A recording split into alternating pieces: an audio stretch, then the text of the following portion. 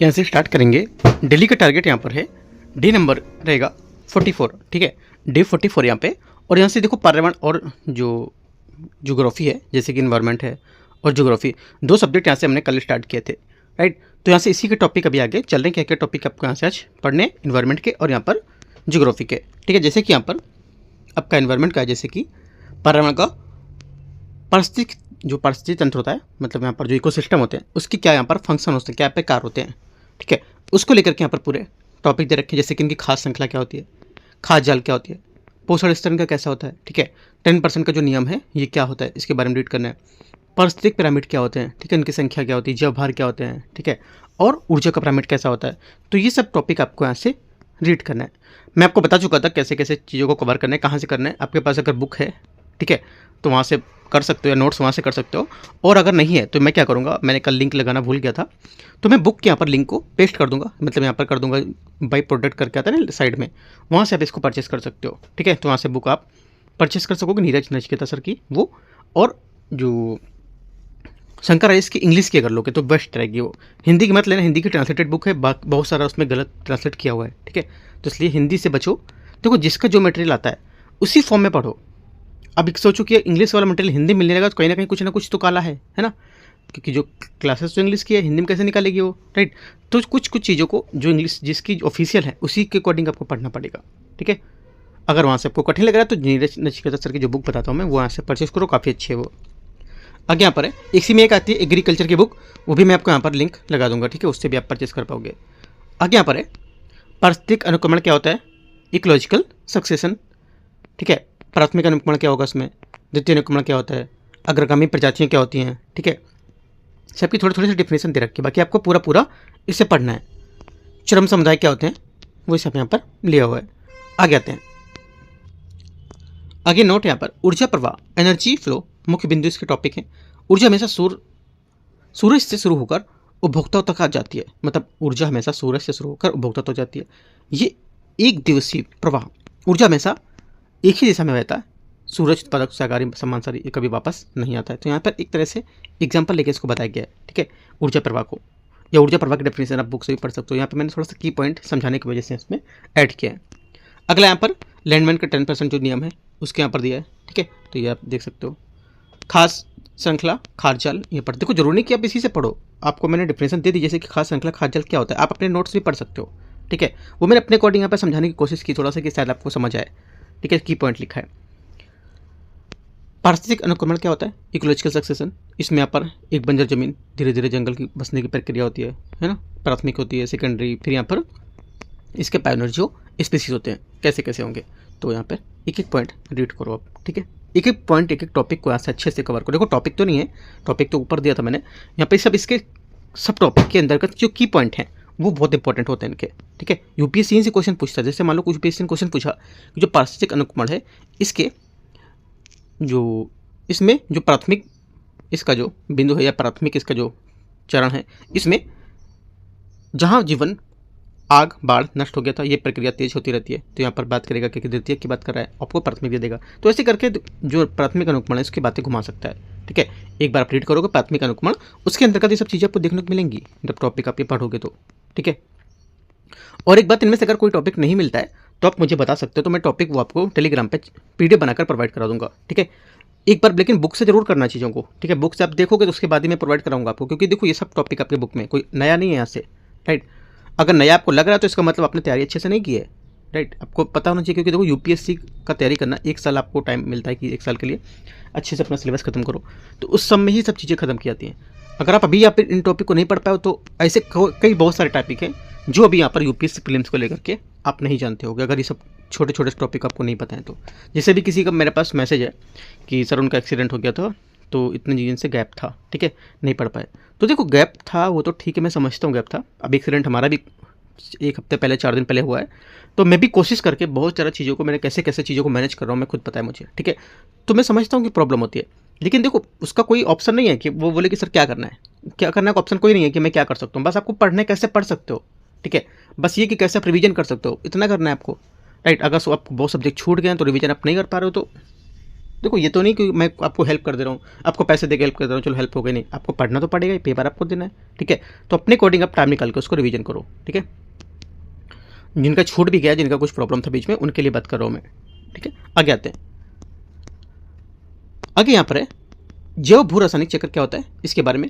यहाँ पर जैसे कि गैसीय चक्र इसमें होता है, ठीक है। इसको 2 भागों में बांटते हैं, एक तो यहाँ पर गैसीय चक्र हो गया और दूसरा हो जाएगा यहाँ पर दिखाते हैं भी कौन सा। इसमें आएगा गैसीय चक्र में आपका नाइट्रोजन चक्र, नाइट्रोजन स्थिरीकरण, नाइट्रीकरण, अमोनीकरण, विनाइट्रीकरण, कार्बन चक्र, प्रकाश संश्लेषण, ठीक है, और शोषण, दहन, ये सब यहाँ पर इसमें आएंगे किसमें, गैसीय चक्र में। और ये नहीं कि आप गैसीय चक्र आपने देखा 7-8 पॉइंट पढ़े हो गए आपके, नहीं, इन सब के बारे में आपको डीप में जाके पढ़ना है। ये सब डीप में आपको लिखे होंगे बुक में, ठीक है, नोट्स बुक में सबके होंगे, तो वहाँ सब कवर करो इनको। आगे जल चक्र है ना, वाष्पीकरण, संघनन, ये सब इसी में आएगा।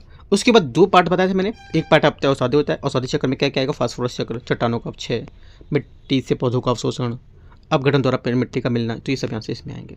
तो ये सब पॉइंट आपको करने को आज, ठीक है। ऊर्जा का प्रवाह हमेशा एक दिवसीय होता है, ये मतलब की पॉइंट कुछ मैंने नोट कर दिया, की पॉइंट आप थोड़ा सा रीड कर लेना इससे, ठीक है। आगे मैंने कुछ इसके अंतर अच्छे लग रहे थे तो मैंने अंतर यहाँ से इसको करके यहाँ से पेस्ट कर दिया इसमें। तो ये बाइक देखो, जल का क्या होता है, मुख्य प्रक्रिया, क्या शब्द होते हैं इसमें, कार्बन का क्या होगा, कार्बन को लेकर के इनके महत्वपूर्ण कुछ शब्द है, ठीक है। तो एक बार की पॉइंट है, थोड़ा थोड़ा देख लोगे आप। याद रखने के लिए शॉर्ट नोट्स यहाँ पर, उत्पादक क्या होते हैं, अपघटक क्या होते हैं, अकार्बनिक से कार्बनिक क्या होता है, तो ये थोड़ा सा की पॉइंट है, नोट कर लोगे इनको सबको। आपके पास अगर नोट है तो जोरा से नोट करने की जरूरत नहीं है, ठीक है। अगर आपके पास बुक से, तो बुक से भी आप अपना हाईलाइट कर सकते हो चीज़ों को, नहीं मिल रहा है तो आप पॉइंट को नोट करोगे। क्योंकि यहाँ पर यूपीएससी ना, और यहाँ पे जो अदर कोई मटेरियल है जिस मटेरियल से आप पढ़ रहे हो, शायद वहाँ चीज़ें नहीं मिलेंगी आपको ये, क्योंकि इतना डीप यहाँ पे कोई भी क्लासेस का नहीं बताता चीज़ों को, ठीक है। मैं आपको एक चीज़ यहाँ पर समझाता जा रहा हूँ, अगर होता है तो ठीक है, नहीं होता है वैसे नहीं होगा, आप इन चीज़ों को नोट कर लो, ठीक है। ज्योग्राफी में आते हैं, तो इन्वायरमेंट में उतना पढ़ना जितना मैंने आपको बताया। आज का टॉपिक ज्योग्राफी में आपको यहाँ पर भूप्रपट्टी, द क्रस्ट, ठीक है, ऊपरी परत क्या है, महाद्वीपीय क्रस्ट क्या होता है, महासागरीय क्रस्ट क्या होता है, कॉनरॉड असंबद्धता क्या होती है, क्रस्ट का रासायनिक संगठन क्या होता है, इसका आपको यहाँ से पढ़ना है आज, ठीक है। सब आपका बुक मिलेगा, कौन सी बुक में, जो मैथ्स परमाल की मैंने बुक बताई है उसमें आप परचेस कर सकते हो उसको, वहाँ से आपको मिलेगा ये चीज़ें। अगर देखो नियरेस्ट बुक शॉप है वहाँ से परचेस कर लो, या ऑन डिलीवरी एक दिन में अगर मिलता है अमेजोन फ्लिपकार्ट से तो वहाँ से ले सकते हो, या दिल्ली एनसीआर के साइड रहते हो तो सबसे अच्छा एरिया है आपको लेने के लिए। दिल्ली एनसीआर में, जैसे दिल्ली में रहते हो तो दरियागंज है ना, वहाँ से पड़ता है आपका महिला हॉट पड़ता है ना, वहाँ से आप इसको परचेस कर सकते हो, एक मार्केट है वहाँ से। यहाँ पे रासायनिक संरचनाएं, इससे आपको पढ़ना सियाल क्या होता है, सीमा क्या होता है, निफे क्या होता है, इसके बारे में रीड करोगे। पृथ्वी की भौगोलिक जो भौतिक परतें होती हैं ये क्या होंगी, जैसे कि स्थल मंडल, दुर्बलता मंडल, मध्य मंडल, बाहरी कोर, आंतरिक कोर, ये सब स्टार्टिंग का है पॉइंट, ठीक है, स्टार्टिंग का है ज्योग्राफी का, तो इससे उसको अच्छे से रीड करो।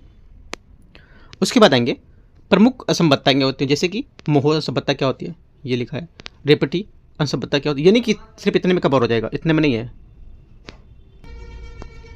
तो यहाँ से इतने में नहीं कवर करना है, ये अभी काफ़ी डीप पॉइंट है, मैंने आपको छोटे छोटे से मतलब एक पूरा निचोड़ बता दिया कि ये होता है, तो आपको सीधे जाकर डीप में पढ़नी चीज़ें, ठीक है। ये आगे आते हैं, महत्वपूर्ण होता है तो घनत्व, तापमान, समानता कैसा होता है, भूकंपीय तरंगें क्या होती हैं, ठीक है, ये सब आपको यहाँ से पूरे ज्योग्राफी की चीज़ें पढ़नी है। आगे हम लोग देखें, देखो यहाँ जितना मैं आपको स्टार्टिंग का बता रहा हूँ, कम से कम आपको 2 से 3 क्वेश्चन यहाँ से यूपीएससी में देखने को हर साल मिलते हैं। ये जो 1 से 3 दिन तक टॉपिक रहेगा ना, जैसे कि 3 टारगेट ज्योग्राफी के समझ लो, आपके 3 क्वेश्चन बनाएंगे, इनको अच्छे से कवर करना है, ठीक है। एक भी चीज़ों को देखो, हमको जब पता है कि यहाँ से टॉपिक क्वेश्चन आने वाला है तो हमको चीज़ों को नहीं छोड़ना चाहिए वो, ठीक है, तो अच्छे से पढ़ना है। मैपिंग और न्यूज़ में रहे कुछ यहाँ पर चर्चित स्थल हैं, जैसे कि थाईलैंड कंबोडिया सीमा न्यूज़ में था, ठीक है, इसको आपको रीड करना है। मैंने पूरी बातें यहाँ पर शेयर कर दी, अलग से कहीं से जाके नहीं पढ़ना है, सब यहीं से पूरा पढ़ो आप, क्योंकि न्यूज़ में थी, करंट में थी ये सब पूरा। उसके बाद लास्ट में 3 क्वेश्चन है, ठीक है, ऐसे करके मैंने करीब 3, 6, करीब 12 से 15 क्वेश्चन मैंने दिए हैं, ठीक है। वो क्वेश्चन आपको सॉल्व करना है और अपने आंसर बताया करो कितने क्वेश्चन सही है, जैसे कि मान लो टोटल क्वेश्चन कितने हैं, मैंने एक बार काउंट नहीं किया, आप काउंट करना, जितने भी देते चलना, आप यहाँ पे अपना लिखते चलो कितने क्वेश्चन आपके सही हो रहे हैं, ठीक है। मान लो कि 12 क्वेश्चन है, 12 में कितने से हुए, 3, 4, 5, 6, 8, जितने भी सही होते हैं आप बताया करो, ठीक है। तो आपको क्या होता है, ऐसे लगता है कि हाँ चलो मेरे इतने क्वेश्चन सही हैं, जो मेरे गलत है उसको मैं सही कर पाऊंगा, बताने से ऐसा होता है। आंसर भी मैंने यहाँ पर दे दिया कि अगर आपको कुछ डाउट होता है तो आंसर भी यहाँ से देख सकते हो। बाकी इतना डीप पे मैंने समझा दिया कि यहाँ पर उसमें दे दिया टॉपिक कि आप यहाँ से खुद से भी कवर कर सकते हो, उतना पढ़ोगे ना उसके ही अकॉर्डिंग यहाँ पे क्वेश्चन पूछे गए हैं, कुछ अलग से नहीं है। Topic 2 UNESCO global network of learning cities Saudi को लेकर के, तो ये आप देख सकते हो मैप में, और ये चीज़ें यहाँ से दी हुई हैं इसमें। तीसरा टॉपिक है यहाँ से, इसमें भी 3 क्वेश्चन है, हर टॉपिक में 3 क्वेश्चन होंगे। टॉपिक 3 है एतु रणगरम वन्यजीव वाइल्ड लाइफ सेंचुरी, इसको लेकर के देखो, और इसमें भी आपके ये पूरा मैप दे रखा है। मैप में यहाँ पर ये साइड होगा आपका, ये दिया है ना, इसको कवर करो, इसको रीड करो और यहाँ से इसके 3 क्वेश्चन सोल्व करो। आगे यहाँ पर टॉपिक स्लॉट 3 आता है। स्लॉट 3 मतलब 3 स्लॉट है ना। स्लॉट 1 में आपका क्या हो गया, स्लॉट 1 में आपका इन्वायरमेंट हो गया, स्लॉट 2 में आपका ज्योग्राफी होगा, स्लॉट 3 में आपका मैपिंग हो गया, जैसे स्लॉट 4 होना चाहिए ना। स्लॉट 4 में आपका करंट अफेयर्स, से कोई नहीं, अपने आप स्लॉट 4 कर देना यहाँ पे, ठीक है। इसमें टॉपिक 1 आता है भारतीय वास्तुकला पर फ्रांसीसी क्या प्रभाव पड़ा था, ठीक है, इसके बारे में पूरा रीड करो ये, राइट। और इसमें न्यूज़ में रखा है थोड़ा सा, तो यहाँ पर मैंने पूरा इसका टॉपिक बना दिया। टॉपिक बना के आप इसको यहाँ से कथन वाइज क्वेश्चन भी है वो सब सॉल्व करो, राइट। आगे आते हैं, दूसरा टॉपिक है गुरुग्राम बाढ़ प्राकृतिक थी, इसको लेकर काफ़ी न्यूज़ भी था, है ना। तो यहाँ पर शायद क्वेश्चन पूछ सकता था, इसको लेकर के मैंने पूरी एक पॉइंट बनाए। तो यहाँ से भी 3 क्वेश्चन है, इसको भी सॉल्व करो आप। और उसके बाद तीसरा टॉपिक और है भ्रंश रेखाएं क्या होती हैं, राइट। भ्रंश रेखाओं के बारे में आप यहाँ से पढ़ो, ये भी ज्योग्राफी का कुछ मिलता जुलता टॉपिक है, ठीक है। तो यहाँ पर देखो दे रखा है, तो इसको सबको भी आप कवर करो। मैं PDF आपको टेलीग्राम पे शेयर कर रहा हूँ, और यहाँ से अच्छे से आपको चीज़ों को कवर करना है, एक एक चीज़ को आप अच्छे से फॉलो करो। देखो यहाँ पर करंट अफेयर्स में 3-3, 4-4 टॉपिक दे रहा हूँ, वो टॉपिक आपको यहाँ से पूरे पढ़ते रहना है, ठीक है। क्योंकि देखो यही सब टॉपिक बहुत इंपॉर्टेंट है, जो एक एक टॉपिक में आपको ढूंढ के ला रहा हूँ। 3-3, 4-4 टॉपिक, 5-5 टॉपिक, ये सब बहुत इंपॉर्टेंट टॉपिक है, राइट। उन 100 क्वेश्चन में कम से कम 40% क्वेश्चन करंट के होंगे, तो कम 40% मतलब 40 क्वेश्चन मान लो, 40 क्वेश्चन से ज़्यादा हम लोग यहाँ से कम अभी 200 से 250 क्वेश्चन और करेंगे, जो बहुत अच्छे टॉपिक हैं। मैं आपको टॉपिक एक देते चलता हूँ, वो टॉपिक का बहुत अच्छे से कवर करते चलो, ठीक है। कहीं ना कहीं चीज़ें आपको देखने को मिलेंगी, ठीक है।